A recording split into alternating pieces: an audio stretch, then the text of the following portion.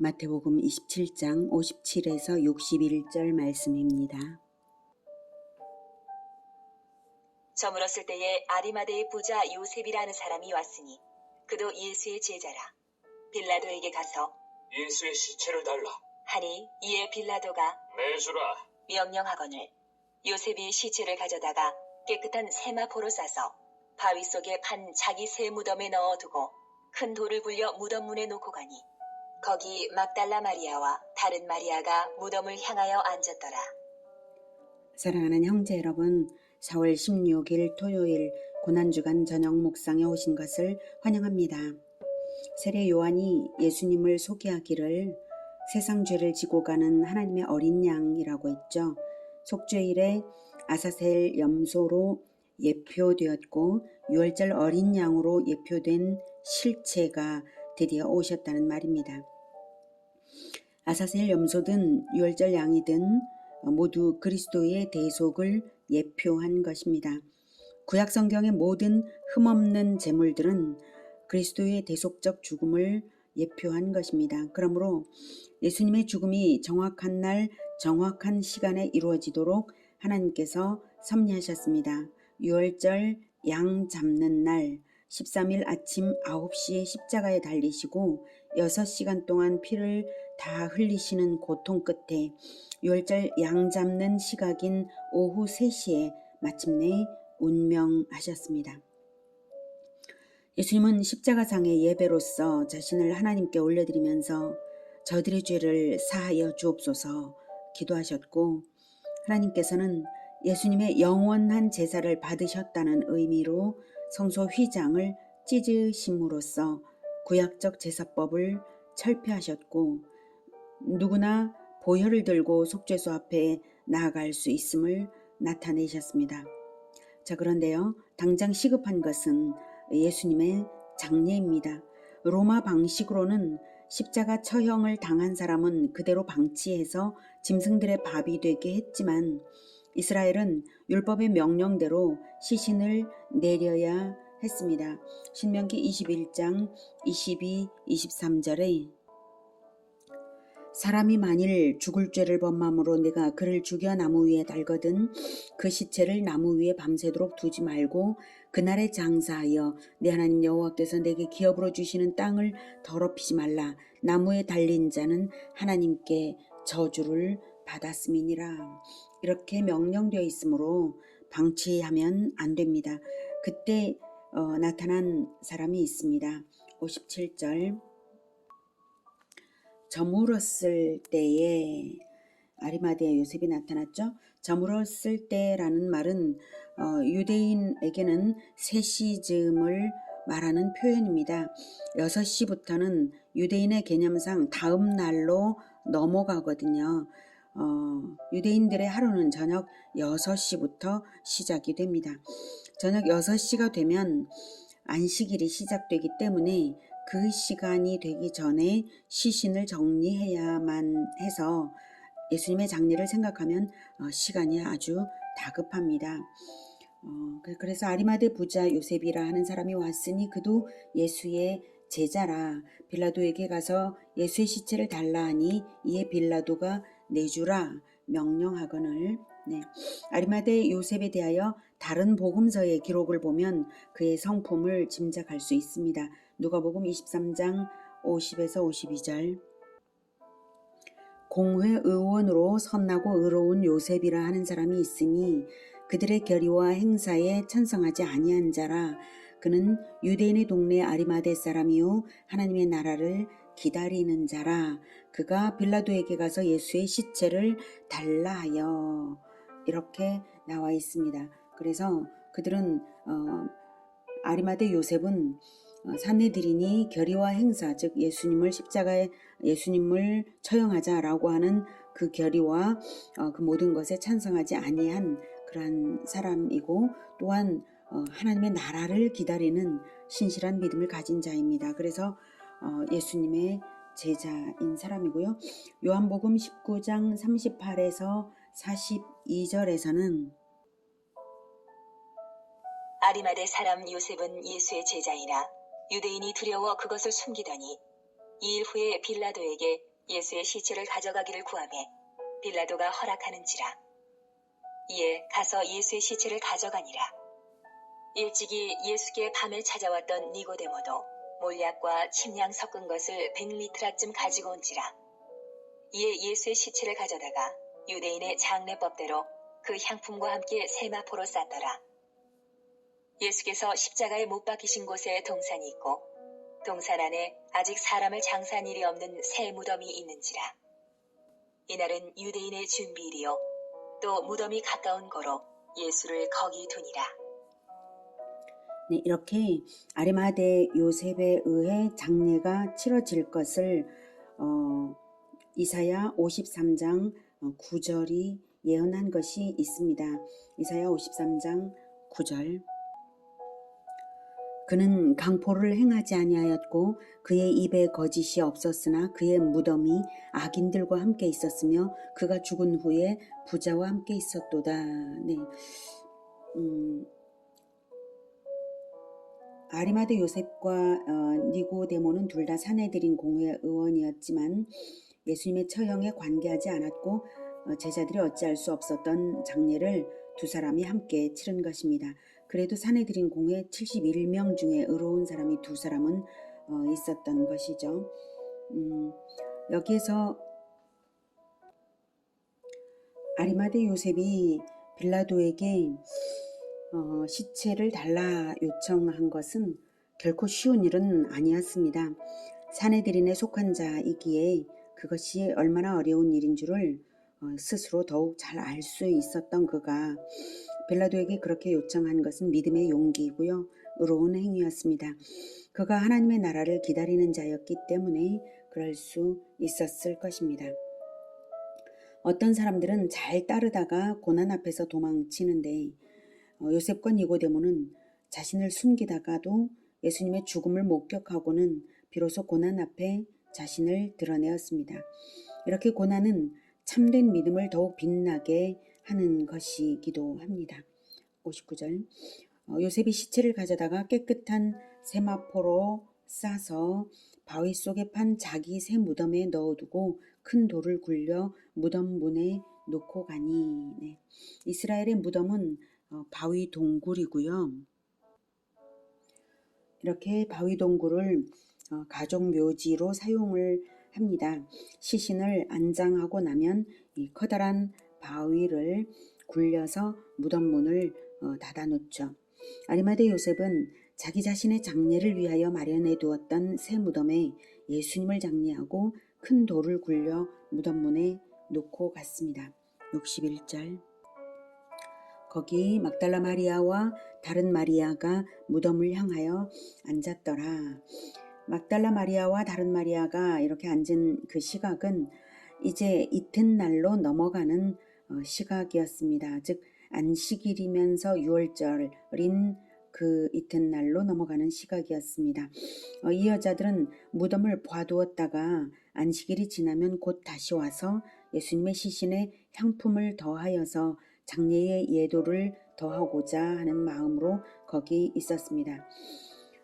세상 죄를 지고 가는 하나님의 어린 양으로 오신 예수님의 죽음은 어느 것 한 가지도 빈틈없이 진리대로 되도록 하나님께서 섭리하셨습니다. 그리고 자신을 묻어두던 조용한 사람들이 겸손하고 용기 있는 실천으로 하나님께 협력되었습니다.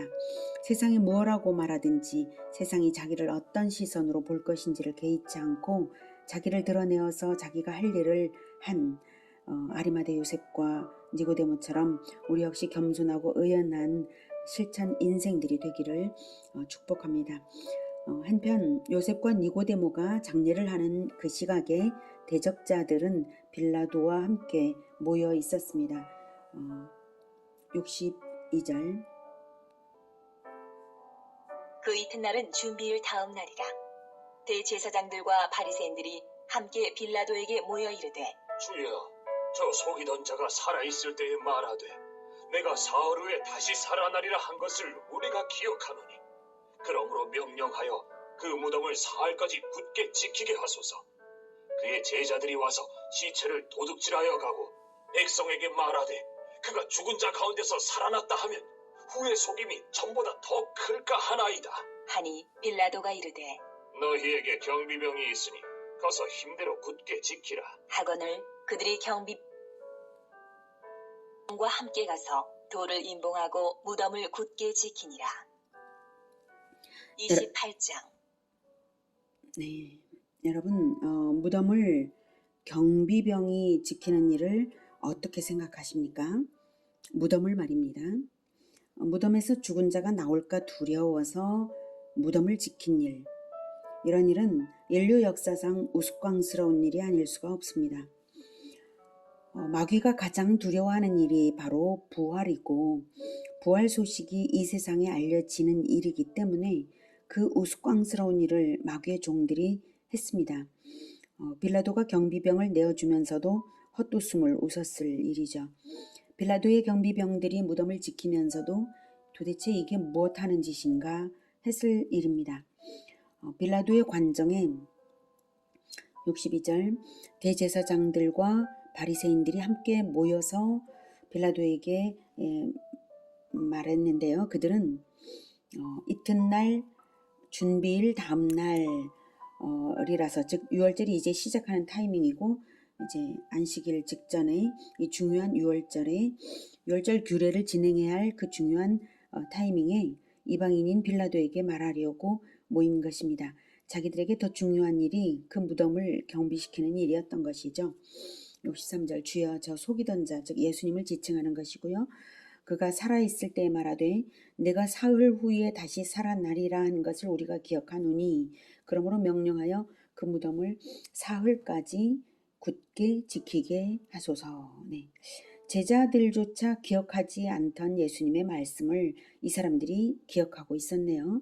예, 제자들은 예수님께서 대제사장들과 서기관들에게 붙잡혀서 십자가에서 죽음을 당하고 3일 후에 부활하리라 이 말씀을 몇 차례 하셨습니다. 그럼에도 불구하고 그것을 생각지도 않고 믿지도 않고 기억도 안 했습니다. 제자들은. 그런데 이 대제사장들은 기억을 하고 있었다는 사실입니다. 미움의 힘, 두려움의 힘이 그들을 사로잡아서 마귀가 시키는 대로 용이 주도하게 움직이는 것입니다. 그들은 예수를 죽이도록 미워했기에 그 말을 기억했습니다. 예수를 죽이면서도 정말로 부활을 할까봐 얼마나 두려웠을까요? 그래서 어떻게든 부활을 막아보자고 하는 것이죠. 그것도 사흘까지라고 정확하게 말합니다. 그들은 예수님이 진정 그리스도인 것을 알았고 그리스도이기 때문에 죽였고 그리스도이기 때문에 부활할 것도 방지하고자 한 것입니다. 64절에 그의 제자들이 와서 시체를 도둑질하여 가고 백성에게 말하되 그가 죽은 자 가운데서 살아났다 하면 후의 속임이 전보다 더 클까 하나이다. 물론 이 말은 거짓말입니다. 자기들의 두려움을 숨기고 빌라도를 설득하여 무덤을 지키게 하려는 것이죠. 그들은 예수님의 제자들이 악한 일을 하는 것을 본 적도 없고요. 예수님의 제자들이 그렇게 할 정도로 용기가 있지도 않았고 용기 없다는 것들도 알고 있을 것입니다. 그 정도의 일을 할 계략도 조직력도 없었다는 사실도 다 알죠. 다만 만에 하나 예언대로 부활을 한다면 그때 일어날지도 모를 대중적인 거사가 심히 두려운 것이죠. 마귀의 종들이 두려워하는 것은 세상 대중입니다. 하나님 두려운 줄을 모르고 세상 신을 두려워하고 세상 신을 섬기는 것입니다. 우상 숭배의 다름이 아닙니다. 65절에 빌라도가 이르되 너희에게 경비병이 있으니 가서 힘대로 굳게 지키라. 네, 빌라도는 그들에게 경비병을 내주었습니다. 너희에게 경비병이 있으니는 직설법이 아니라 현재 명령법으로 보아야 합니다. 즉, 자 이제 경비병을 너희에게 내어주니 가서 힘껏 굳게 지키려면 지켜라 라고 한 것입니다. 힘껏 굳게 지키라. 빌라도의 말이 다시 한번 코미디처럼 들리죠. 그들이 경비병과 함께 가서 돌을 인봉하고 무덤을 굳게 지키니라. 그들은 그 무거운 돌을 다시 옮겨놓고 인봉까지 했습니다. 인봉은 무덤을 큰 돌에 밧줄로 메어서 무덤과 이은 후에 밧줄의 중앙 및 양 끝을 흙이나 밀랍으로 칠해서 그 위에 도장을 찍는 것입니다. 그리고 굳게 지켰습니다.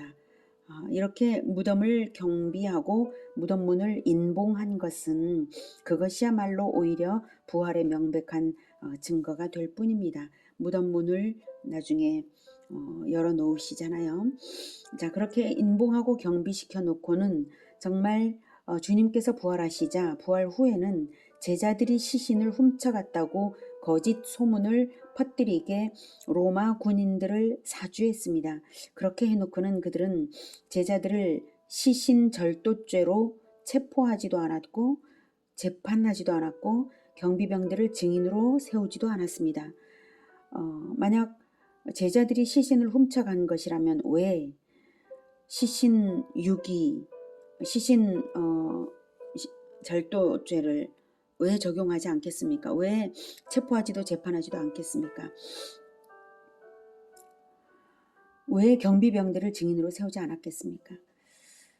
네, 부활이 명백한 사실이기 때문에 부활 사실 자체를 감추기에 급급하여서 자기들이 행한 일들의 모순을 드러내는 것입니다. 너무나 모순이죠. 예수님 말씀대로 모든 것은 드러납니다. 아무리 꽁꽁 감추어도 진실은 다 드러납니다. 마태복음 10장 26에서 33절에 그런즉 그들을 두려워하지 말라. 감추인 것이 드러나지 않을 것이 없고 숨은 것이 알려지지 않을 것이 없느니라. 내가 너희에게 어두운 데서 이르는 것을 광명한 데서 말하며 너희가 귓속말로 듣는 것을 집 위에서 전파하라. 몸은 죽여도 영혼은 능히 죽이지 못하는 자들을 두려워하지 말고 오직 몸과 영혼을 능히 지옥에 멸하실 수 있는 이를 두려워하라. 참새 2마리가 한 아사리온에 팔리지 않느냐. 그러나 너희 아버지께서 허락하지 아니하시면 그 하나도 땅에 떨어지지 아니하리라. 너희에게는 머리털까지 다 세신 바 되었나니 두려워하지 말라. 너희는 많은 참새보다 귀하니라. 누구든지 사람 앞에서 나를 시인하면 나도 하늘에 계신 내 아버지 앞에서 그를 시인할 것이요. 누구든지 사람 앞에서 나를 부인하면 나도 하늘에 계신 내 아버지 앞에서 그를 부인하리라. 세상 신은 세상을 두려워하게 만들려고 합니다. 세상만 보면 두려움이 밀려옵니다. 그러나 그런 것은 마귀의 종들인 자들이나 가질 태도인 것이지 언약 백성에게 합당한 것이 아닙니다. 언약 백성은 언약의 주님을 바라보고 시선 고정하는 것이 합당합니다. 언약 백성에게는 부활이 언약되어 있기 때문입니다. 잠시 죽음 같은 시간이 있을지라도 약간의 시간을 지나고 나면 곧 부활의 때가 옵니다. 출산을 기다리는 산모는 죽음의 공포가 있을지라도 출산을 포기하지 않는 것이며 출산 후에는 신기하게도 출산의 고통이 다 잊혀지고 출산의 기쁨만이 있습니다. 산고는 한순간이며 출생은 영원까지 가는 것입니다. 우리 주님의 공생애는 3년이었고 무덤 속에서는 3일이었고 그 후에는 영생하도록 왕으로 다스리시는 것을 생각해 보십시오.